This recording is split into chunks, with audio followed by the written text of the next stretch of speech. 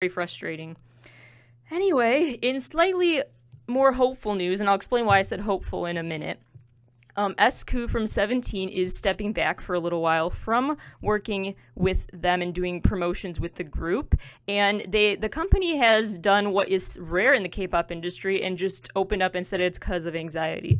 And so again, this is that trend we've talked about all the way since the early episodes of this show, that's finally being more of a conversation, and hopefully it does get to that point where more companies and artists from more bands, when they need to take time off for mental health reasons, that is not stigmatized, and they can feel free to say that. So that's why I say it's hopeful that that statement was made public, because I feel like healing can't start until you actually can like verbalize what's wrong. So I just wish him the best, and hopefully he will be able to still go on the world tour with 17. He does have a month or so, I believe, before it really kicks off, or at least internationally, so hopefully he can at least start joining the 2020 legs of the tour there. The V Live Awards were last week, and TXT won the Global Rookie Award. They are the group I've been talking about with the Harry Potter references in their songs and this cute, like, magic dream world concept going on, so that's exciting. They deserved it. Stray Kids officially released their light stick, which has the compass logo that's part of their whole story, and the compass is a big symbol for them. It's a really cute light stick, actually. I know I've talked about how some of them look very cheap. This one looks really cool, and so that's exciting.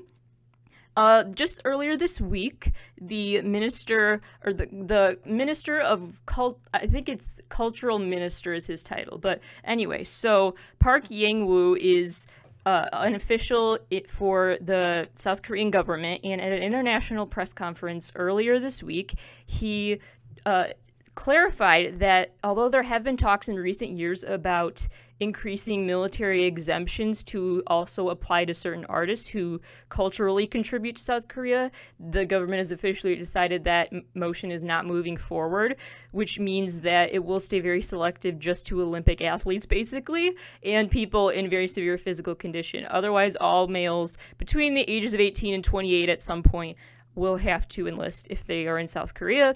So BTS is not exempt. And so next year, Seokjin might leave us. He'll have to, but I don't want to think about it too much yet, but that is the latest update, is that was just announced that they cited a shortage of enrollment. I think was the word they used, a shortage, which is odd because it's mandatory, but you know, it could also have to do with the population changes. So yeah, they really want to keep the exceptions to a bare minimum for military enlistment of the men in South Korea.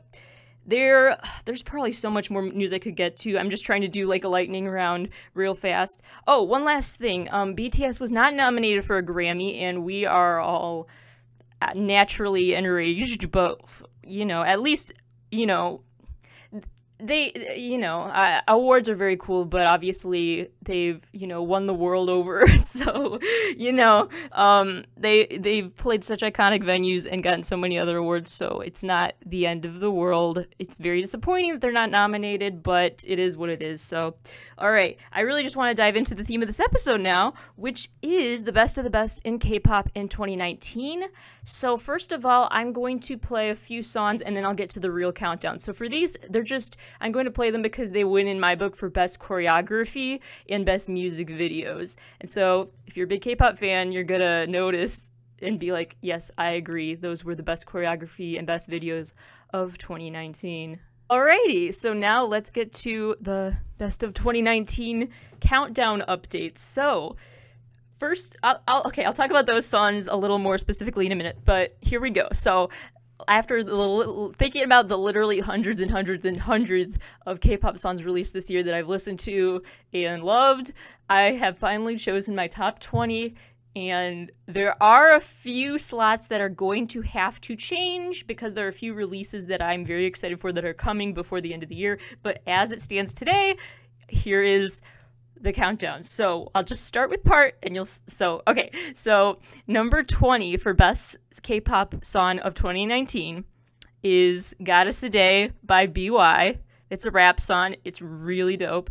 Number 19 is Fall in Love by SF9. That's more of a ballad, but one of their better tracks. And it's a B-side, which is, when the B-side's even better than the title track, that is really something. 18 is Fancy by Twice. 17 is Jopping by Super M. 16, I Can't Stand the Rain by Super M. 15, Alligator by Monsta X. 14, Crown by TXT. 13, Dionysus by BTS. And 12 is I Am Not Alone by Sori, which was the first song there that I played. The choreography is really stunning because Sori is just such a good dancer. She just conveys so much emotion through her performances. It's really, really special. So the I Am Not Alone video is just really, it's just so beautifully done, and it looks simple. It's kind of black and white for the most part, but with the clothing and everything. But it's just, so it's like a stripped down video, but at the same time, it's carries so much meaning in her expressions and body movements. It's just a very beautiful piece if you like watching dancers. So that is a great video and a very cool song. And then what's not necessarily on my what didn't necessarily make the cut for my top 20 favorite songs of the year, but it's still a bop, don't get me wrong. But wins for number 1 best K-pop music video this year is Butterfly by Luna, that last song. As I've said before, Luna is a company that in general, you should just be inclined to support. It's an all-woman company with a very, very small staff of about 15 members, but they really put so much care into telling these stories, and a lot of their music is about female empowerment or just in general empowerment and confidence, but the song Butterfly is definitely about that. And so actually the film crew that Luna works with, they traveled to Hong Kong, China, Iceland, France, Korea, and the USA. And so they filmed girls in all of those places. So girls of all skin colors, backgrounds, hobbies, and interests. Like, they filmed girls in all those different parts of the world, and they all kind of were compiled into the Butterfly music video. And it's really, and it goes with the colorful butterfly themed album cover art, which is Every Color Too. It's just a very cool celebrating differences anthem. And the choreography for their live version of performances was really cool because there's so many members of this group, and so they all, like, when they all line up, they look like and they like move their arms. It's hard to explain, but if you see it, you'll know what I mean. The way they like rotate their arms makes it look like butterfly wings flying. It's really a very, very cool piece of performance art, and so I'm very happy that I genuinely liked this video and this whole concept of theirs, because it's not just like me being biased and wanting to like Luna's stuff. Like, they really are very good and underrated. So I really hope they, do well next year, because, like I said in an earlier episode, their company has been just dealing with some financial hardships because it is such a small company. And so so when it comes to, 2020 predictions, what do I think about their company? I sure hope it doesn't, I don't know the word, dismantle, shut down, whatever term works there.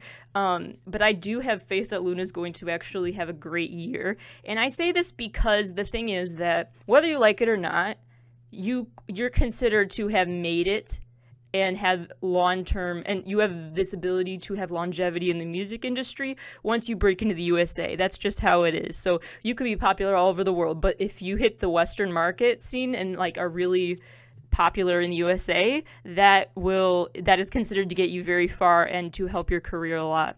And Luna is very popular in the USA. They were at KCON LA this past summer, and they really got the crowd wild. I mean, the crowd's always wild at KCON, but wow, like, these people were really turned out in droves for Luna. We really love them here. So I hope that that momentum here will, lead to more success for them in the future. The fact that breaking into the USA, I think, adds to group longevity and popularity overall, and what the companies would define success as, is why I wasn't worried when Wonho had to take a step back from Monsta X temporarily. I'm still saying temporarily, but we went into that in episode 10. So anyway, so when Wonho had to take a step back from that, I was not worried about Monsta X totally just like saying that's it, and breaking up and like dissolving and having those issues, because they are also now signed to a label in the USA. So once you're like officially signed to a label in the USA too, then it's that's a big solid sign that you have such a global reach that like there are a lot of stakes riding on that, so it's a band is just, whether they like it or not, they're just much less likely to disband when they have that Western success. And, you know, so even if there's like a fallout, or like losing popularity, because like, I don't know, if some people are like just fans of Wonho really and like have like kind of left the fandom, hopefully, I don't think that's the case, but if it was, you know, the events might get smaller that they get to perform at in South Korea, but that doesn't change USA. Because the thing is with the USA music industry is clearly very forgiving. You can do anything or not, which Wonho didn't do anything, but that's a whole other rant I went on. But anyway, so you can it's like we don't have the same cultural expectations of artists, so if they like don't bow to their senior in the USA, that's not something that will cause you to no longer be a fan of them. It's just very, very different expectations of what's like a scandal and what will cause people to stop going to their shows and financially supporting a group. And so we're obviously still going to love and support Monsta X in the United States, so I'm not worried about their overall band image is, you know, and the fandom is a lot stronger than people might think. So those are some of my more 2020 predictions. But now back to the countdown. So that was number 12, I Am Not Alone. Number 11 is Want by Taemin. So I'm not going to play that one because I want to get to a lot more, and I just played that on the last episode. But I'm going to play in order 10, 9, and 8 on my list, and then we're going to talk about why those are so high on the list. All right. So if we look at where we were in the countdown, so number 10 there was Tonight by Huda. That song is just, honestly, that's just number 10 because it just makes me so happy. It's just such a fun, cute song, and the video is really cute too. He's just like dancing and singing and having a good time. I don't know. Anyway, and so number 9 on my countdown for Best of 2019, that was Spark by Taeyeon. Actually, I do think that Blue by Taeyeon might be better than Spark, but Blue's a ballad, and I don't know, I just felt like for my radio show I should pick something with a little more energy, but she's just a really great artist overall, so it had to be something from her. And that one just there was Stars Over Me by Bull 4, and that group I actually really like. There are only 2 of them, and their videos I really like, and just overall I wish they were more popular. They're a very underrated group that have more of a folksy sound to them, so it's not like mainstream K-pop, I guess you could say, but I really like what they're doing and the unique image they have. And again, they're not from one of the big companies, so they don't get as much promo, but what they're doing is just so different, and it's also just sweet and wholesome. Their music videos are just like the Stars Over Me video, they're just like traveling around the city together and hanging out. It's just really cute. I don't know. They're very cute. And so, yeah, so Stars Over Me is number 8 on the countdown. I wish Bull 4 got to promote more in the US, and they just really don't seem to be as popular here. And so, I don't know, maybe it's because their sound is so not mainstream, but it is disappointing. A group that is being promoted a lot in the US, on the other hand, is NCT. And if you want to know how many members are in NCT and what's up with all the subunits, I broke that all down in episode 2, and I will not be doing it again. But I will be saying that the 2 subunits that are really promoting heavily right now in the US are NCT 127 and NCT Dream. And with both of them, one of the questions you may have thinking about 2020 K-pop predictions is this going to keep working? Like NCT, like, will they become like mainstream in the US? Because like obviously they're trying and their company's trying for it. Is it going to go over well? And I say, honestly, this is gonna sound so this is just a theory, but I think it will depend. This is like a weird psychological reason, but I think it will depend on how receptive the Western audience is to there's no good way to say it. It's towards how much we want to have fun. Like, honestly, but think about it. So like, this will make sense if you've listened to NCT music. If not, just bear with me. So like, they are the epitome of like fun K-pop. Like, one of the reasons you like K-pop, if it's for fun, you know, ad-libs and sound effects and just like goofy, just like sometimes like not as goofy and serious, but also like often like just like sassy, like funny lyrics and stuff, like that element of a lot of K-pop, like they are the epitome of that type of K-pop. And so it's like, it's stuff like that I just don't hear a lot on Western radio. Like, I mean, Bless Me Achu, that's iconic. that was nice. Ice, ice. If you're happy and you know it, clap your hands, yo. Like, stuff like that. Like, people think that's just, like, so lame, but it's funny. It's fun to say. If you're in a crowd at a concert and someone's, like, suddenly, like, bless me, or if they see, okay, even if they just sneeze, if they sneeze at a show, you can be like, bless me, achoo, and they'll be like, I know exactly what you're talking about, and then they'll say, Simon Says, be cool. And so it's like a whole thing. So it's like it's based on, so it'll depend on how Western audiences react to their weirdness. So like if they think it's just like weird and like the call and response, if they don't get the call and response and how that call and response is actually a big part of like K-pop concert culture, if that's not like, if they don't never view that as a normalized thing, they will probably continue to dismiss NCT and they won't be like fully like viewed as integrated in the Western music scene. But if people are, you know, down for it, they're down for it. So it'll be interesting. So far, I mean, obviously they're still popular here, but not like popular. They won't fill arenas or big venues like that. So it will be interesting what the future holds for them and how audiences who see them who aren't really into K-pop react to them. But because I mean, psychologically, sometimes people, you know, when they're really stressed, because over 90% of I believe it's over 90% of younger generations feel stressed right now. A report just came out about it. So anyway, so stress is so big right now. And sometimes when people are stressed, they want to listen to music that they like get, that really like gets them and is deep and emotional and is like singing what they wish they could verbalize. And other times when people are stressed, they want to listen to just happy, distracting music. So if people, you know, it could go either way. Maybe this is a time where NCT won't be as popular because people prefer the moodier stuff, or maybe they're actually going to be more popular because people want the escapism. So it'll be interesting how their music crosses over. I just hope that they do keep that fun charm about them and their music. I hope they don't like try to change their musical style to conform to USA standards. I really hope their company doesn't make them do that to be more popular here. I hope they keep their unique flavor because they just really have something cool going on, and I just hope they continue it. So that's my theory there. I have another theory to share that I've been thinking about, and this one's even weirder. So there's another group who I'm not sure how, so they're very popular, but I'm not sure, I don't think they'll get more popular. So this group is my favorite girl group, Twice, and they are popular enough to fill arenas in the US, but a few arenas. So like they stopped like 2 or 3 places in the US on their last world tour. So kind of just like scattered. They won't tour like all over the country. Like spread out, yes, but you know what I mean. It's not a 50 location US tour or something like that.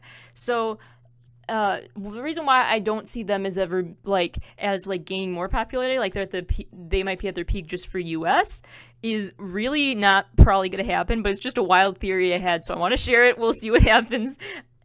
There's a 1% chance that my theory is right, so if it is, yeah, I mean, there is a chance. So anyway, okay, so here's what I've been thinking. So I was reading the other day about how, you know, music hits people's ears differently.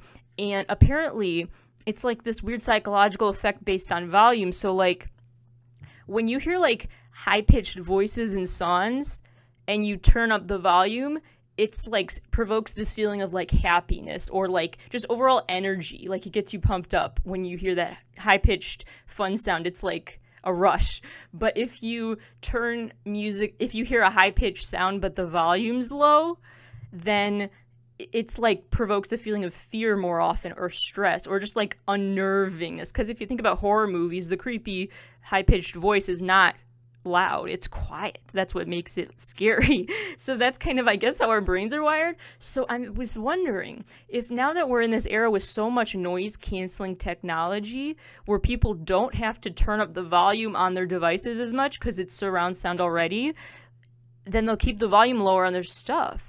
So if there's a low volume and you have twice as high-pitched music on, that's why they're not fans of Twice. So maybe the next time someone says they don't like Twice, you can say it's just because you're not turning up the volume enough. I'm just saying, because if they did, maybe they'd realize how fun and happy it is. So that's just a weird theory. Maybe if people are, that'd be an interesting study. If people who listen to things that are with like noise canceling technology so they don't have to turn the volume up as loud, are they less likely to like Twice's music? That would be a very interesting study and a really wild one that I don't think I'd ever get the grant money for, but you know, it's just a theory, so I had to share. All right, let's get back to the countdown. So We're at number 7. Number 7 is on my list. I played either last episode or last week, but I played recently, so we're gonna skip it. It's That's Okay. It's the song that Dio from EXO wrote and sang right before he left for his required military time. So we miss him already. But now we are on to the top 6, which is very exciting. So, all right, let's play number 6, 5, and okay, well, I will just, spoiler alert, we're gonna skip 4 because that's Shadow by Taemin. We already played that. I just want to play some newer stuff. So we've already actually played this next one too, but just go with this. So okay, so this next one is so we're gonna go play number 6, number 5, and number 3 because we're gonna skip 4 for now. But then I'll talk about why they're so up high on the list. All right, so number 6 there, that was UN Village. If you're curious, UN Village is a location in South Korea. That was UN Village by Baekhyun, and actually. So the reason I ranked that one so high, because actually it wasn't going to be at first, but I just know, that an artist has done their job and done a great job when you hear a song in concert and then you suddenly love it 10 times more. It's like, oh wow, that actually is a really good song. Like, I've been underestimating how good it is. So Baekhyun did that for me. So I have to, it has to be promoted to number 6 because it's just, that is what an artist should do. So he's just a great live performer with obviously a great voice, and that song is just, one of the best of the year. Number 5 was I Wanna Be by Key featuring Soyeon, and Key is a member of SHINee. He released that song right before his military enlistment. I miss him too. It's a bad year for people going away on military enlistment, but they're leaving us with great bop, so there's that. And that one I rank so high for ways I can't really explain, because I just really get into my music, and some songs I just like get this really good reaction to, like it just like feels right, So I Wanna Be is just one of those songs, just like, I don't know, something about the speed of it and the way the wording and just the rhythm. I don't know. There's something about this song that really just feels great. So that song I loved from the first note of the first listen. So that had to be way high on the list. Number 4, like I said, Shadow by Taemin, which I played on an earlier episode. And that one right there was Microcosmos by BTS. That song I had to rank high because I associate it with Special Memories now, and it is genuinely a very well done song. But that is their encore song right before and during when the fireworks go off at the end of the Speak Yourself World Tour show. So that's like their grand finale number, and I guess you can kind of see why. It's very special in a crowd too, when the whole crowd's singing Shine, Dream, Smile, and the fireworks go off. It's really nice. So there's that. So we are down to the top 2. There are a few more comments I'd like to make, but I want to make sure I have time for the top 2, so I'm just going to start playing them. So this is really big. I don't know if I want to announce them or announce them last. I'm going to announce them last, so after you hear them, I'll announce them. They're not going to be a surprise if you've been listening to the show and you know who I favor. I don't hide my biases on this show. But yeah, anyway, we're going to play the top 2 now for best songs of 2019. And so number 2 for best of 2019 was Find You by Monsta X, which I've already talked about at length. I know I've played on the show like 5 times this year, and I usually only play like one song a semester here, but he's just so good. And it's just, it's so emotional, and I'm really, honestly, I still have to one more time promote episode 10, because episode 10 of my show, which is now on YouTube, is my Monsta X music video analysis episode, and I'm just so proud of it because it's actually the one time I actually got a theory right about the whole music video storyline. Just from like a few screenshots and like zoom ins, I like figured out I cracked the code, and I'm very, very proud of it. So anyway, so yeah, it was a great continuation of the storyline you can hear about in episode 10 if you missed it. And yeah, so they keep, the music video story I just love of theirs, so it's a great song and a great video, so it just had to go up high on the list. And number 1 there was Miro by Stray Kids, which is it's just the best anthem. They've released so much good music this year, and they continue to have this storyline throughout their work that is basically all about disrupting the system. Their whole theme is like, basically, in order to like live your most be your most uncompromising self, and really like, yeah, and to live the most the life most worth living is being your most uncompromising self. So even if that requires like dismantling the social systems and like literally taking the microphone from people and like basically like becoming the rulers of your own world, like literally in the videos, but also just like figuratively, like take charge and like make your own rules to live by. And like it's hard to explain what their whole concept is, but that's kind of the gist that I'm getting from it. And so Miro was a clear part in that chain. That music video has a lot of like references to past and you know, videos that were not yet released when it came out that continued that storyline. And they also just have good songs for letting out aggression. You can tell it's very high energy stuff. Like they have another song that's high on my list called Side Effects, and the whole chorus is basically translates to "my head hurts" and other like side effects. So if you want to scream "my head hurts," it's a great song for that. So they definitely have released a lot of good stuff this year. So gotta close out the show in a minute, but really quick, I will just point out that I was going to also list my top albums of the year, but that list is just so hard that I might have it finalized by the time of my next show, but no promises. So just assume like I can't make up my mind at all.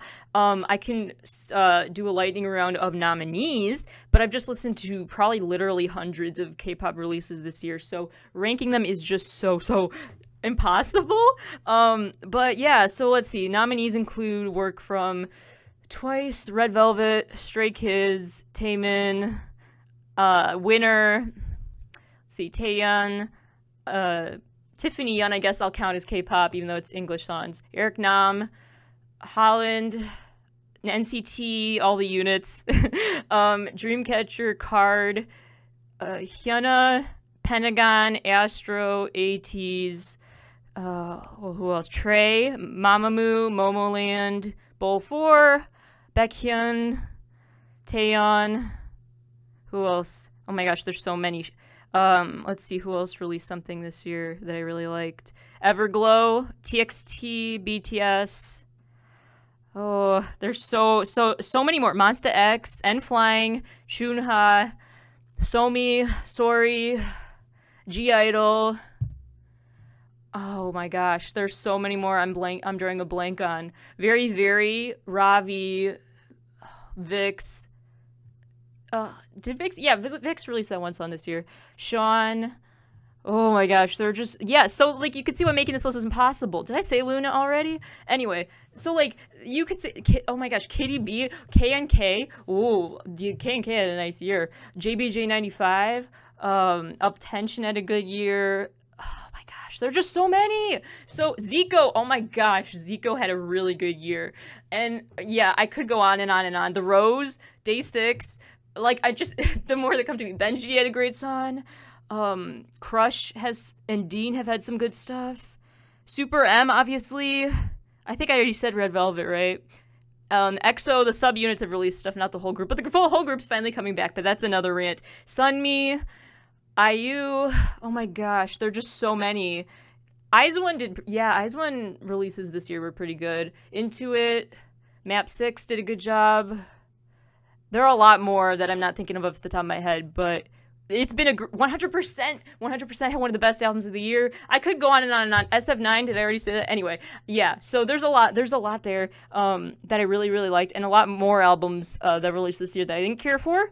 But that's more that I can go into and try to rank in the future. So next week I am off because obviously it's a holiday. It's EXO album release pre-show day. Well, it's also Thanksgiving. I guess that's a thing. But like EXO's dropping an album really soon, so there's that. So whatever holiday you celebrate. So I won't be on campus, so there won't be a show at all next week. But I will be back for 2 more shows this season, the first week of December, that Tuesday and Thursday, and I will be talking about other things that I have been able to rank, like favorite music videos of K-pop stars in 2019, and other like nominees like best song for this vibe or best artist for this type of sound, more like specific categories. It's like my own version of like an end of year award show, but just for the K-pop industry. So I do have a lot of stuff that I do want to. Wiki Mickey, that's that's another group that had one of the best releases this year. That's probably going to happen a lot over the next few weeks. I'll just start shouting out names that come to mind that I remember they dropped something great this year. But anyway, so I do have a lot of content that I want to recap and more predictions for 2020 and just more overall thoughts and updates to news stories and other things that I've been talking about all semester long.